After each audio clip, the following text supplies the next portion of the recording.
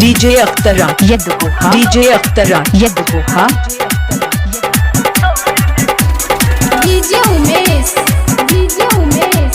सुखीपुर बाजार मां music recording studio Ladania. हमरा छोड़ के कॉलेज ही शादी निकने के लाजोगे हरम जादी हमरा छोड़ के कॉलेज ही शादी निकने के लाजोगे हरम जादी तोरा बिना रहै छी हम छूचे ये माल कोनो छौरी नहीं पूछे गला लहबू के रास्ता सब चूस ये जान कोनो छौरी नहीं पूछे। DJ अख्तरा यदुहा DJ अख्तरा यदुहा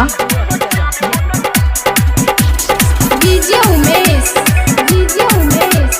सुखीपुर बाजार तू छेलही खूबे मजा के देलही नहीं छेले कोनो गम गे आबू के कर हम गाल के चुमबै लागै ने तोरा बिन मन गे DJ अख्तरा करबै के याब हेरी फेरी कोनो छौरी नहीं ताकैए कबेरी हमरा देखते के घुर जाई लूचे के माल कोनो छौरी नहीं पूछे के लभू के रस सब चूसे ये जान कोनो छौरी नहीं पूछे। DJ अख्तरा यदुहा DJ अख्तरा यदुहा DJ Umesh Sukhipur बाजार राइटर संतोष सिरहाली के तू बसाई देलही घर गे कोई संदीप सुमन के कैसे भूले लगी छेलो जे पुरना लभर गे DJ अख्तरा DJ अख्तरा के खाना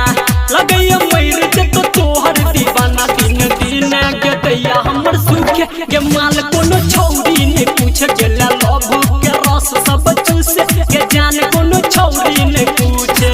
हमरा छोड़ के कॉलेज ही शादी निकने के लाजोगे हरम जादी DJ अख्तरा यदुहा DJ अख्तरा यदुहा हमरा छोड़ के कॉलेज ही शादी